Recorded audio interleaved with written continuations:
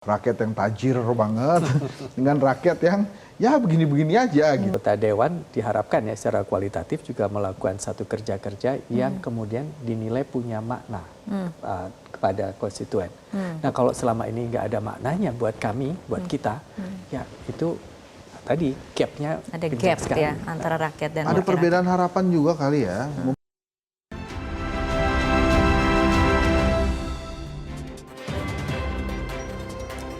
Pemirsa, kita akan lanjutkan kembali diskusi, tapi sebelumnya kita akan lihat hasil jejak pendapat berikut ini terlebih dahulu dengan pertanyaan mengenai apakah kinerja DPR sudah sesuai dengan harapan.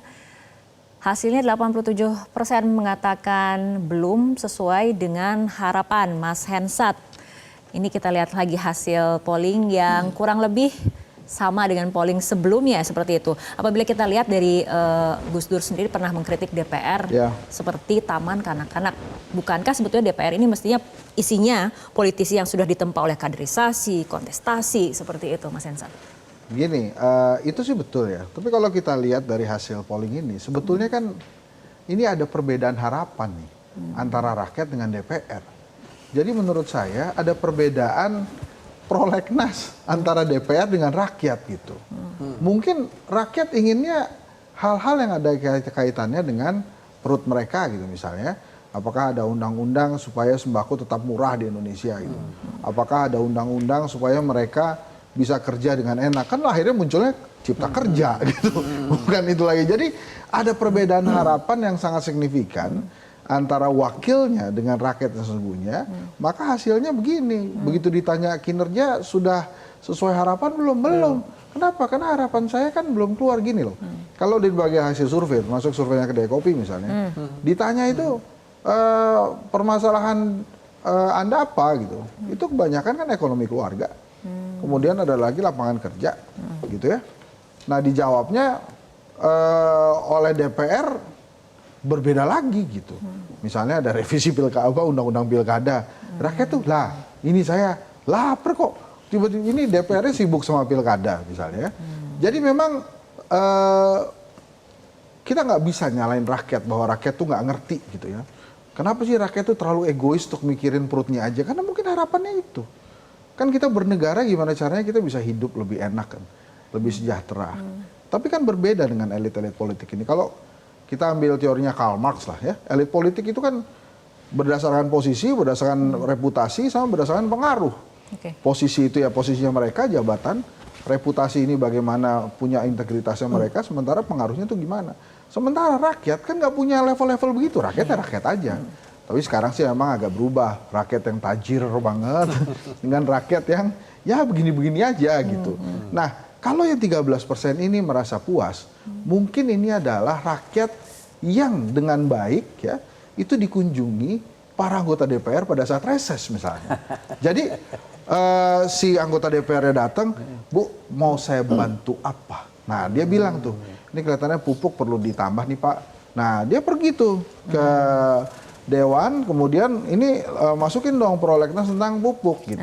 Tapi mostly menurut saya kalau kita lihat dari polling ini hasilnya, harapannya DPR itu apa, harapannya rakyat itu apa. Jadi ada perbedaan. Nah ini makanya ada teori juga komunikasi dari John Hopkins University. Ini cocok nih buat anggota DPR nih. Listen to learn and learn to listen. Nah, kalau udah begitu, mestinya mereka lebih banyak mendengar rakyat, kemudian menyampaikan itu. Versi Mas Hensat, Prof. Aji, ada perbedaan harapan antara rakyat dengan wakil rakyat yang terjadi saat ini, seperti itu tanggapannya? Iya, jelas. Tadi kalau seperti yang saya sampaikan tadi, ketika kita berada dalam posisi tertentu, orang berharap. Nah, kemudian kalau harapan ini di-share, dibagikan ke banyak orang, maka ini menjadi harapan sosial sebenarnya, bukan harapan pribadi. Nah, itu dia. Nah, social ekspektansi, harapan atau keinginan orang banyak, bukan semua individual. Nah, ini yang persoalannya mengelola harapan orang banyak itu seperti apa. Jadi Mas Hensat sampaikan kan, kalau pasti kunjungi ya mungkin dia akan sesuai. Tapi ini orang banyak apa ya bisa dikunjungi semua. Nah, kita nggak bisa bicara statistik dalam hal ini berapa persen yang sudah dikunjungi, berapa persen yang tidak. Tapi mungkin kita bisa bicara yang lebih ukuran-ukuran yang lebih kualitatif ya, bukan ukuran tapi statement yang lebih kualitatif. Misalnya ya, apakah satu kunjungan, apakah satu treatment tertentu kepada konstituennya itu bermakna Oke. atau tidak untuk konstituennya. Kalau itu dianggap tidak punya makna, ya hilang aja sudah. Ya, jadi sudah ada gap antara harapan rakyat dan apa namanya yang dilakukan oleh anggota dewan. Jadi saya rasa anggota dewan diharapkan ya secara kualitatif juga melakukan satu kerja-kerja yang kemudian dinilai punya makna kepada konstituen. Nah, kalau selama ini nggak ada maknanya buat kami, buat kita, ya itu tadi gapnya Ada kencang gap sekali. ya antara rakyat dan Ada wakil perbedaan harapan juga kali ya. Mungkin anggota dewan juga, kalau rakyat kan harapannya kepada anggota dewan untuk memenuhi harapannya. Sementara anggota dewan kalau merasa harapan ketum parpolnya sudah sesuai, wah ini sudah selesai saya Pak, gitu Ya, makanya. itu tadi ya. Saya pikir tadi kan anggota dewan sudah diberi kewenangan ya, harusnya Iya, dia iya, yang iya, harus iya, lebih iya, banyak iya, memberi. iya. Gitu. Oke, kita beralih ke situasi yang berbeda sedikit, Pak Teguh, mengenai adanya calo anggaran, calo proyek seperti itu. Ini kenapa bisa terjadi? Titik lemahnya ada di mana? Ya, Pak Teguh lah.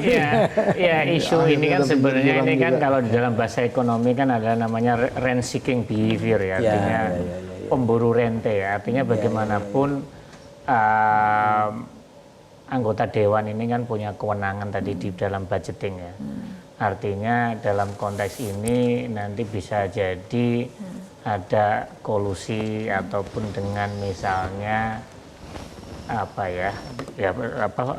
pihak swasta atau apapun mungkin saling menjanjikan. Tetapi intinya adalah dalam proses budgeting ini pasti ada pola negosiasi satu sama lain antara pemerintah dengan dewan ya, sehingga pemerintah juga kadang take and give ya, artinya mengajukan A biar cepat disetujui, nanti si anggota dewan akan mendapatkan program mana di mana letaknya. Ini yang kalau misalnya seperti itu mungkin masih wajar ya, artinya misalnya ada sebuah program dari pemerintah karena di anggota dewan pengen di dapilnya misalnya. Kalau seperti itu menurut saya ini ya oke gitu loh, walaupun juga memang harusnya kan memang juga terlepas nggak hanya dari dapilnya aja kan program-program itu, tetapi juga menyeluruh. Tetapi yang mungkin nggak oke itu tadi kalau ada kolusi antara misalnya wakil rakyat dengan juga misalnya pihak lain lah, swasta atau apapun, karena yaitu tadi kalau misalnya ada program A nanti yang dapat mengerjakan si perusahaan tertentu. Ini yang menurut saya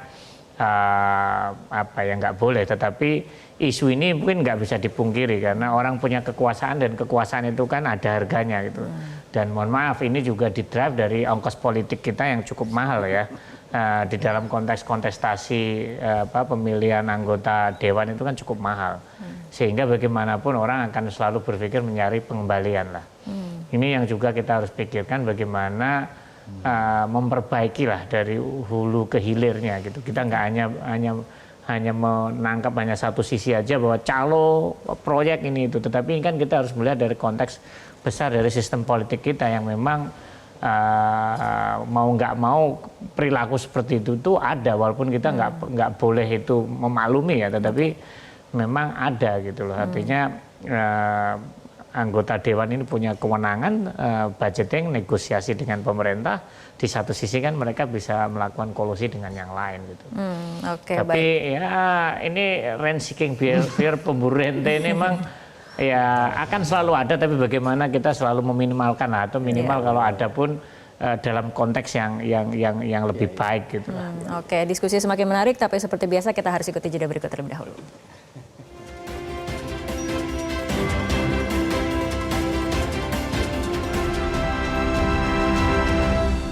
Jelajahi cara baru mendapatkan informasi. Download Metro TV Extend sekarang.